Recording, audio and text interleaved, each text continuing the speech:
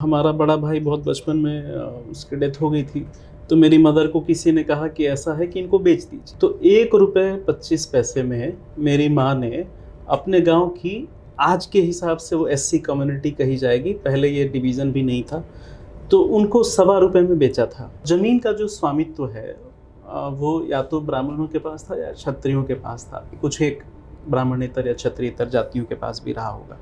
और ज़मीन ही एकमात्र प्रोडक्टिव चीज़ थी। तो उस समय में इतनी बड़ी जनसंख्या, जिनको कहा जाता है कि इनके साथ बड़ा अन्याय हुआ, इनका भरण पोषण कैसे हुआ था? 100 में एक खराब न्यूज़ कहीं से आ गई कि किसी दलित का उत्पीड़न हो गया, किसी ब्राह्मण का उत्पीड़न हो गया, किसी क्षत्रिय। हम उत्पीड़न की कहानियों को खूब बढ़ा चढ़ा के, नमक मिर्च लगा के सुनाते हैं, और उससे क्या होता है कि समाज में एक खराब संदेश जाता है, लोग उद्वेलित होते हैं, लोगों की भावनाएं आहत होती हैं। लेकिन ये जो भावनाओं को आहत करके अपना उल्लू सीधा करने वाले कारोबारी हैं, ये सफल हो जाते हैं और बतौर समाज हम लोग फेल हो जाते हैं।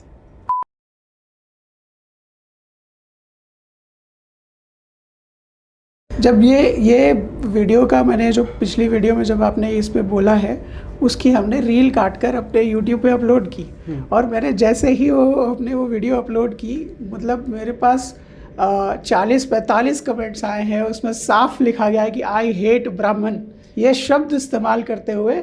और जो आपका ये डिवीज़न है जिसमें आपने कहा है कि डायरेक्टर है, प्यून है, तो वो लोगों के मन में ऐसा एक प्रेजुडिस अपने आप से है कि यहाँ भी ब्राह्मण अपने आप को डायरेक्टर कह रहा है और मुझे प्यून कह रहा है। ऐसा है नहीं, ऐसा बिल्कुल नहीं है। ब्राह्मण तो कतई गरीब और बड़ा मासूम सी प्रजाति रही है भारतवर्ष में।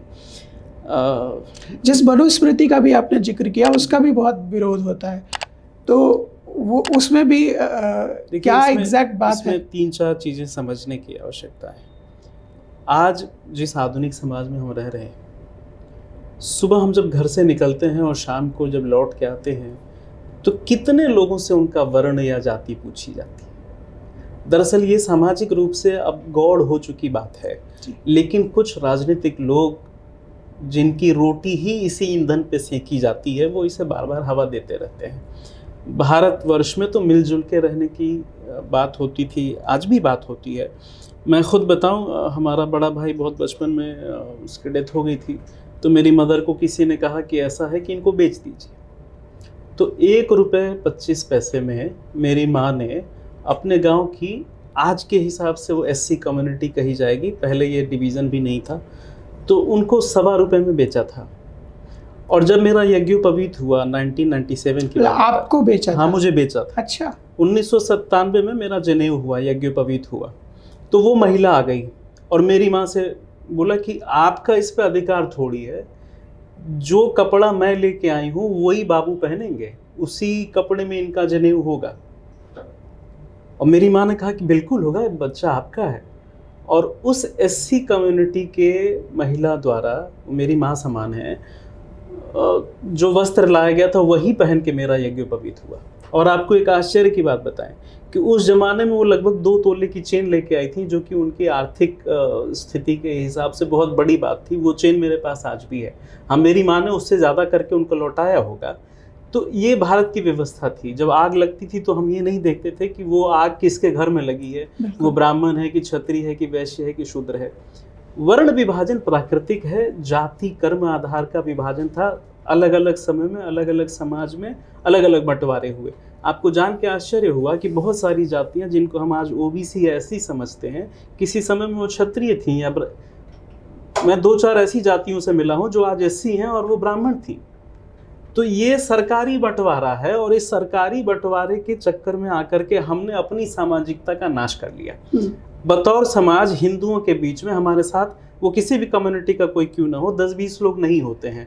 बल्कि आप मुस्लिमों और ईसाइयों में देख लीजिए, वहाँ भी जाति का बंटवारा है, वहाँ हमसे ज़्यादा गहरे भेद हैं, लेकिन उनके साथ उनकी पूरी कम्युनिटी खड़ी होती है, क्योंकि उनके पॉलिटिशियंस ने उस चीज़ को हवा नहीं दी कि आप पसमानदा हैं, कि आप शेख हैं, कि सैयद हैं।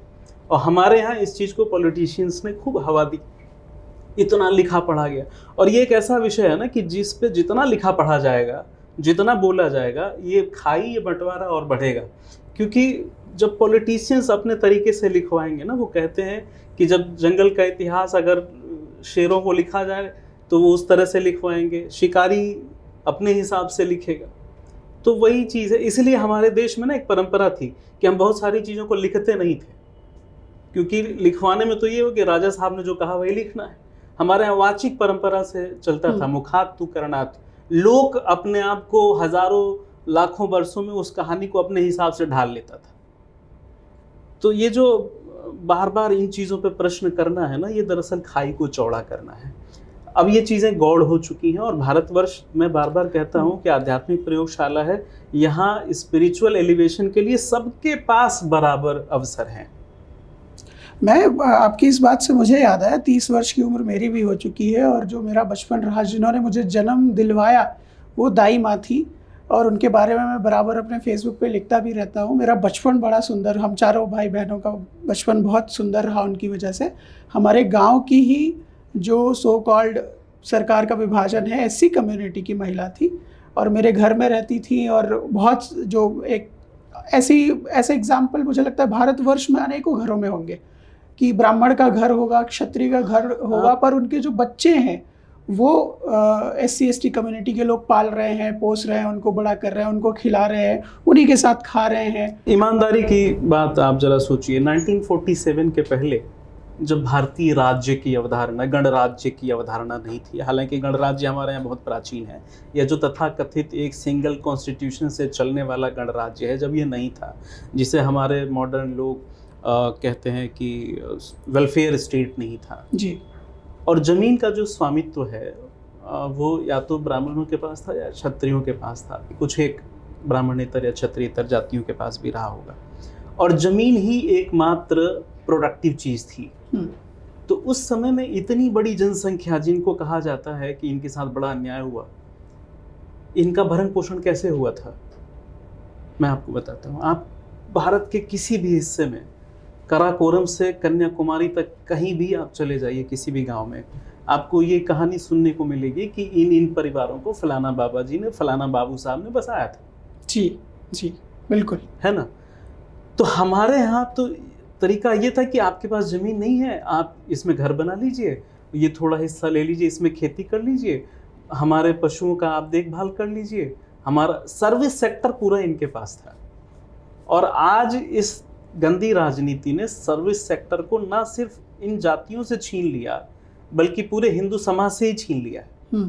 और आप देखेंगे कि आज सर्विस सेक्टर कितना फल फूल गया है, करोड़ों अरबों का ट्रांजैक्शन है जी। तो हम अपनी मूल शक्तियों को दिनों दिन छोड़ते चले जा रहे हैं और राजनीति ने बतौर समाज हमको फेल कर दिया। राजनीति हमारे घर आंगन चौके तक घुस गई और कुछ कम्युनिटीज़ ऐसी हैं जिनको आज हम भले कह दें कि वो थोड़े से रिग्रेसिव हैं, जो वैक्सीनेशन नहीं कराते, जो इन पॉलिटिकल एजेंट्स को अपने घर में नहीं घुसने देते, वो बतौर समाज आज भी इंटैक्ट है। इस चीज़ को लोगों को समझना चाहिए।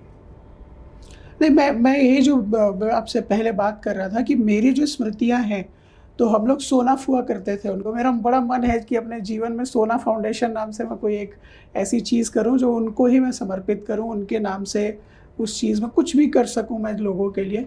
मैं वो ज़रूर अपने जीवन में, मैं आपके सामने बैठकर मैनिफेस्ट कर रहा हूं कि ये होता हुआ मैं देखूं। और मेरे जीवन पे मेरे सभी भाई बहन, मतलब उन्होंने हमें लिटरली पाला है, क्योंकि माता जी ग्राम प्रधान थी और समय जो भी मिल पाता हो ना मिल पाता हो, पर सोना फुआ हमेशा अवेलेबल थी।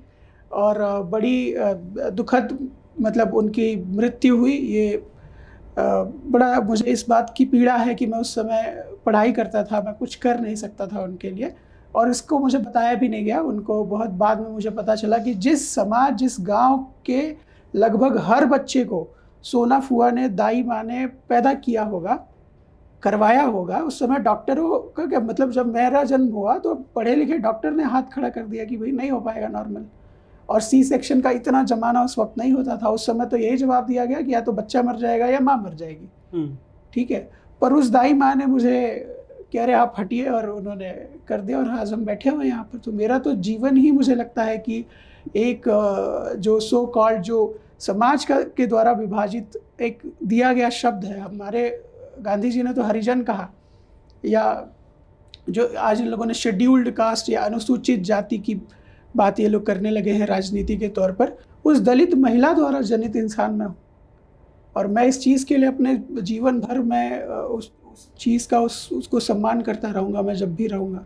ये तो कितनी सुंदर कहानी है। और मज़ेदार बात यह है कि इस सिम्बियोटिक रिलेशनशिप, इस साहचर्य की एक नहीं, भारतवर्ष में हज़ारों लाखों करोड़ों कहानियाँ हैं। अनेकों राजपूतों और ब्राह्मणों के बच्चों को, बच्चियों को आज की भाषा में निचली वर्ग के लोगों ने पाला पोसा होगा, और वाइसी वर्सा भी हुआ होगा, जी, है ना। लेकिन हम क्या करते हैं कि हम साहचर्य की इन मधुर स्मृतियों पर नहीं बात करते हैं। डिवाइड एंड रूल वो अंग्रेज़ों का नारा था। हम कोई ऐसी बात, कोई चुभने वाली बात, कोई ख़राब बात, 100 में एक ख़राब न्यूज़ कहीं से आ गई कि किसी दलित का उत्पीड़न हो गया, किसी ब्राह्मण का उत्पीड़न हो गया, किसी क्षत्रिय, हम उत्पीड़न की कहानियों को खूब बढ़ा चढ़ा के नमक मिर्च लगा के सुनाते हैं, है ना। और उससे क्या होता है कि समाज में एक ख़राब संदेश जाता है, लोग उद्वेलित होते हैं, लोगों की भावनाएं आहत होती हैं। लेकिन ये जो भावनाओं को आहत करके अपना उल्लू सीधा करने वाले कारोबारी हैं, ये सफल हो जाते हैं, और बतौर समाज हम लोग फेल हो जाते हैं। और पूरी तरह से मुझे तो ये राजनीतिक एजेंडा ही लगता है, क्योंकि जब मैं कॉलेज में पढ़ा तो मेरा रूममेट भी एक शेड्यूल्ड कास्ट कम्युनिटी का पर्सन था। मैं वही कहता हूँ कि जो लोग इतना इसको, जैसे ही हम वीडियोस डालते हैं जहाँ पर ब्राह्मण की बात होती है, और जब मैं कमेंट सेक्शन पढ़ता हूँ तो उसमें मतलब आई हेट ब्राह्मण्स, या अभी जैसे आपने पीछे भी देखा होगा कि कर्नाटका मतलब बैंगलोर बेस्ड एक कंपनी की CEO थी, और उसने #ब्राह्मण जीन्स करके और एक पोस्ट डाल दिया था, और इसके ऊपर दुनिया भर के विवाद हुए। मनोज मुंतशिर शुक्ला ने भी अगर उस पर एक वीडियो बनाई, और फिर उसके नीचे भी फिर उनको बहुत सारी गालियाँ पड़ी। मैं ये बात नहीं समझ पाता हूँ कि ये किस तरह का डायरेक्शन जो है हमारी सोसाइटी ले रही है, जहाँ पर विक्टिमाइजेशन को सेलिब्रेट किया जाने लगा है कि भाई एक सर्टेन वर्ग है वो शोषक वर्ग है, और एक सर्टेन है जो शोषित वर्ग है। पर अगर आप मतलब इन रियल वर्ल्ड में आप देखें तो ऐसा आपको कहीं भी नहीं मिलेगा। ये सिर्फ सोशल मीडिया पे ही आप ये लड़ाइयाँ चलती रहती हैं। वो जो डिवाइड एंड रूल वाली बात मैंने कही ना, आप केवल भारत, ऐसा नहीं कि ये विकृति केवल भारत में है, ये लगभग पूरे विश्व का यही ताना बाना है। आप देखें कि कहीं तो क्षेत्रवाद के नाम पे लड़ाया जाता है जी, है ना। 1 किलोमीटर का फर्क है, जो ऊपर है वो कहता है मैं पहाड़ी हूँ, नीचे वाले कहता है ये मैदानी है, प्लेन वाला है, ये दोनों आपस में लड़ते हैं। कहीं गोरे काले के नाम पे लड़ाया जाता है, और तो और स्त्री पुरुष के नाम पे लड़ाई है। स्त्री पुरुष की जो चिंताएं हैं, जो उनका संघर्ष है, वो लगभग एक जैसा है, कोई इसमें फर्क नहीं है, केवल योनि का अंतर है जी। लेकिन स्त्री पुरुष के नाम पर कितना विपुल साहित्य। स्त्री की पीड़ा तुम क्या समझोगे है पुरुष निर्दयी कठोर, अरे भगवान, माथा ठोक ले आदमी। पुरुष की भी लगभग वही पीड़ाएं हैं, वही चिंताएं हैं, हाँ थोड़ी सी बनावट अलग है बस, और वो भी शरीर की बनावट अलग है। हम सब लोगों का जो मन है ना, वो तो लगभग एक ही जैसा है। और आजकल तो कहा जाता है कि कोई यूनिवर्सल मन जैसी चीज़ होगी, कोई मेगा माइंड जैसी चीज़ होगी जो हम सबके भीतर कॉमन है। एक छोटा बच्चा अभी साइकिल से गिर जाए और उसका घुटना छिल जाए, कौन नहीं होगा जिसकी आंख में थोड़ी सी नमी ना आ जाएगी। हम सब की बनावट एक जैसी है। ये जो जितना डिवीज़न है ना, ये सब कृत्रिम है, घटिया है। और जो लोग इस डिवीज़न के आधार पे केवल बात करते हैं या चिंतन करते हैं, मेरी दृष्टि में वो लोग बड़े ही कावर्डिस हैं, मतलब एकदम कायर हैं ये लोग पता नहीं क्या चाहते हैं। अब आप देखिए, वर्ण के आधार पर हमें लड़ाया जाता है, भाषा के आधार पर हमें लड़ाया जाता है, क्षेत्र के। मेरे जीवन के 2-3 छोटे इंस्टेंसेस हैं। मैं धरती के जिस हिस्से से आता हूँ, तो मैं समझता था कि यहाँ के लोग बड़े बुद्धिमान हैं, यहाँ देवराहा बाबा हुए, यहाँ बाबा राघवदास हुए, यहाँ गांधी जी आए थे, यहाँ नेहरू आए थे, उन्होंने ये बोला। मैं ऐसा सोचता था। थोड़ा बड़ा हुआ तो एक बार मैं कुंभ के मेले में गया, तो वहाँ अनाउंस होता था कि फलां खो गए हैं और इनके परिजन यहाँ बैठे हुए हैं, यहाँ से आके ले जाएं। तो मैंने देखा कि उसमें हर दूसरा आदमी मेरे ज़िले का है। तो वो क्षेत्रवाद का एक जो ग्रंथि होती है ना, वो उस दिन टूटी मेरी, कि यार ऐसा हमारा कोई क्षेत्र बहुत महान नहीं है। जब हम बाकी दुनिया में निकलेंगे तो हमें समझ में आएगा। जैसे जब हम बच्चे होते हैं तो हम समझते हैं कि हमारे पिता ही इस पृथ्वी के अखिल ब्रह्मांड नायक हैं जी। मैं एक ठीक ठाक फैमिली से आता हूँ, मैं समझता था कि मेरे पिताजी बड़े अमीर हैं। फिर मैं एक बार पिताजी के साथ दिल्ली गया और मैंने देखा कि 100 माले की बिल्डिंग से। मैंने पिताजी से पूछा ये किसने बना, बोला इसका कोई सिंगल ओनर होगा। तो मुझे समझ में आया पृथ्वी कितनी बड़ी है। वो एक हम लोगों ने बचपन में कविता पढ़ी थी कि तब मैं यही समझती थी कि इतना सा ही है संसार। तो वैसे ही जब हम संसार को खुली दृष्टि से देखेंगे ना, तो हमें समझ में आएगा कि जो चिंताएं हैं वो लगभग एक समान है, और ये जो कृत्रिम बंटवारे हैं ये हमें लड़ाने के लिए और लड़ते रहने के लिए, कहीं धर्म के नाम पे आप देखिए मिसाइलें छोड़ी जा रही हैं, पेजर फट जा रहे हैं रातों रात, और ये लड़ाई का कोई अंत नहीं है। ये मुझे लगता है ये तब तक लड़ाते रहेंगे जब तक इस पृथ्वी पर कोई आखिरी धर्मोपदेशक या राजनीतिक व्यक्ति जिंदा होगा, तब तक हम क्या लड़ते रहने के लिए अभिशप्त हैं। ये ज्योतिष से बड़ा अलग दूर तक बात हो गई, हम लोग अपने मूल विषय पे लौटे हैं। इसमें एक्चुअली ये थोड़ी सी ज़रूरी बात भी है, क्योंकि मैं बहुत ज़्यादा मैं इंटरनेट के ऊपर एक्टिव भी रहता हूँ, तो मैं देखता हूँ ऐसी चीज़ें, जैसे मनुस्मृति को लेकर, जैसे आपने पीछे की वीडियोस में भी जिक्र किया था, मनुस्मृति को लेकर मैंने बहुत ज़्यादा मतलब देखा है कि लोग जगह जगह मनुस्मृति को जलाते हैं, और वो एक पॉलिटिकल एजेंडा के थ्रू मतलब उसको, तो क्या, जैसे मैंने तो नहीं पढ़ी है पर आपने पढ़ी है, तो मैं आपसे जानना चाहता हूँ कि क्या मनुस्मृति वाकई में जो अन्य वर्ग है उसके लिए इतना विरोधाभास था उसके अंदर, और ब्राह्मणों से कुछ अतिरिक्त लगाव मनुस्मृति के अंदर देखा गया है, या सच्चाई क्या है? ये बड़ा सुंदर प्रश्न हो गया। देखिए, मनुस्मृति या कोई भी स्मृति वो है क्या? स्मृति ये अपने आप में बड़ा व्यापक शब्द है। एक व्यक्ति की स्मृति हो सकती है, एक समाज की स्मृति हो सकती है, किसी देश काल परिस्थिति में रहने वाला एक बहुत सारे समूहों की एकत्रित व्यापक स्मृति हो सकती है। स्मृति का अर्थ इतना है कि एक निश्चित समय में समाज में क्या कॉन्स्टिट्यूशन फॉलो किया गया। आज का जो कॉन्स्टिट्यूशन है वो आर्टिफिशियल है, थोड़ा सा स्कॉटलैंड से लिया, थोड़ा अमेरिका से लिया, थोड़ा कनाडा से लिया, थोड़ा ऑस्ट्रेलिया से लिया, और उसको जोड़ दिया और कह दिया कि ये हम भारत के लोगों का कॉन्स्टिट्यूशन है। हमारा कॉन्स्टिट्यूशन ही अभारतीय है ना, तो वो बड़ा कृत्रिम है। स्मृतियों में उस समय का जो देश काल परिस्थिति समाज था उसके हिसाब से एक सामान्य मानदंड, एक कॉन्स्टिट्यूशन देने का प्रयास किया गया था। मज़ेदार बात यह है कि लोग समझते हैं कि मनुस्मृति किसी ब्राह्मण द्वारा रचा गया होगा। मनु महाराज थे, राजा थे, क्षत्रिय थे, उन्होंने अपने राज्य में कैसी व्यवस्था हो इसके लिए एक स्मृति बनाई, एक कॉन्स्टिट्यूशन बनाया, कुछ नियमों का संगठन किया, उसे ही मनुस्मृति कहते हैं।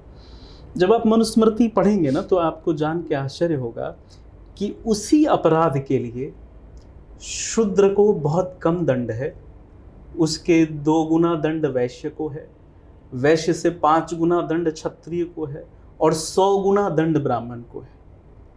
कारण क्या है कि स्मृतिकार महाराज मनु पूज्यपाद, मैं ब्राह्मण होते हुए भी उनको प्रणाम करता हूँ, क्षत्रिय महाराज को, कि उन्होंने एक ऐसी व्यवस्था दी कि जो जागृति के ठीक स्तर पे है, अगर वह अपराध करे, चूंकि वो समाज का मुखिया है, तो उसको देख करके पूरे समाज में गंदगी व्याप सकती है, इसलिए उसको दंड बड़ा मिलना चाहिए।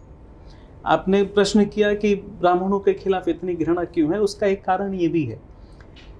एक बार मैं एक प्राइवेट यूनिवर्सिटी में हेड ऑफ डिपार्टमेंट और डीन एकेडमिक्स हुआ करता था, तो मुझे 10 दिनों की छुट्टी चाहिए थी। मैं 10 दिनों की छुट्टी पे गांव चला गया, मैंने वहाँ कुछ दुकानें बनानी थी, उसका छत लग रहा था। मैं जब लौट के आया तो मुझे मेरे डायरेक्टर और चेयरमैन ने बोला डॉक्टर साहब, आपके खिलाफ तो इतनी सारी आपकी फैकल्टी जिनका सिलेक्शन आपने किया, उन्होंने बहुत सारा आपके खिलाफ आरोप लगाए हैं। मैंने कहा आप बताइए आपको क्या करना है, आरोप उन्होंने लगा दिए, मुझे कोई स्पष्टीकरण नहीं देना है। तो वो बड़ा हंसे बड़ा जोर से, कि देखो जो लीडर होता है ना, उसकी बड़ी आलोचना होती है, जो कुछ करेगा उसकी आलोचना होगी, जो कुछ नहीं करेगा उसकी आलोचना क्यों होगी। तो ब्राह्मण बहुत लंबे समय तक सामाजिक रूप से अगुआ रहा है, आर्थिक रूप से कभी नहीं रहा है, ना आज है। सामाजिक और आध्यात्मिक रूप से ब्राह्मण इस व्यापक सनातन समाज का अगुआ रहा है। तो जब हम लीड करते हैं तो हम कुछ करते हैं, और जब हम कुछ करते हैं तो हो सकता है उसमें गलतियां भी हुई हों। अच्छा, समाज इतना तेजी से बदलता है, इतना परिवर्तनशील है समय, और इस समय तो परिवर्तन की गति और भी बढ़ गई है कि पीछे की हुई चीज़ें हमें आज गलत लगेंगी। जैसे एक 25 साल के लड़के से पूछिए तो कहेगा यार पिताजी ने तब बहुत बड़ी गलती की, वो वाला प्लॉटवा ले लिए होते तो आज हम लोग करोड़पति होते। 95 में अगर पिताजी ने बैल खरीदने की बजाय एमआरएफ का शेयर ले लिया होता तो सोचिए आज हम कहाँ होते। लेकिन आप यह भी तो सोचें कि उस समय पिताजी की प्रज्ञा, पिताजी के आसपास का वातावरण, पिताजी का समाज, उस समय उनकी जटिलताएं, उनके प्रश्न वो कैसे रहे होंगे। तो वो तो हम देखने से वंचित हो जाते हैं क्योंकि हमारी दृष्टि ही नहीं थी। पिताजी के लिए उस समय एमआरएफ का शेयर कोई वैल्यू नहीं करता, जबकि बैल जो कृषि के लिए आवश्यक था, आजीविका के लिए आवश्यक था, वो ज़रूरी था, तो पिताजी बैल खरीद के लिए आए। लेकिन आज 2024 या 2025 में हम जब उसको देखेंगे तो लगेगा पिताजी ने तो बड़ा गलत निर्णय लिया, बैल खरीदने के बजाय एमआरएफ का शेयर लिया होता। ठीक वैसे ही आज बहुत सारा एक आलोचक वर्ग बन जाएगा जो ब्राह्मणों की, तात्कालीन राजाओं की, या तात्कालीन जो हमारे लीडर रहे हैं, पथ प्रदर्शक रहे हैं, उनकी आलोचना करेगा। लेकिन इस टाइम गैप के बारे में हम नहीं बात करते हैं, और ये एक बहुत बड़ी गलती है ना। उनके सामने क्या प्रश्न थे, उस चीज़ को हम भूल जाते हैं। उस समय समाज का जिस तरह से विघटन हो रहा था, उन्होंने जो चीज़ की वो हमें पता है कब हमें यकीन होता है, जब हम 60 साल के होते हैं, हम खुद बाबूजी हो जाते हैं, तब हमें लगता है कि बाबूजी ने उस समय जो किया वो बड़ा ठीक किया। तो वैसे ही समाज का एक ट्रांजिशन फेज चल रहा है, समाज एक मैच्योरिटी की तरफ जाएगा, तो उनको लगेगा कि उस समय यार जो उन लोगों ने किया वही ठीक था। मतलब एक दिन लोगों ने मुझे मेरी कुंडली देखकर बोल दिया कि 15 वर्ष की ही आयु थी आपकी, आप तो बोनस जी रहे हैं।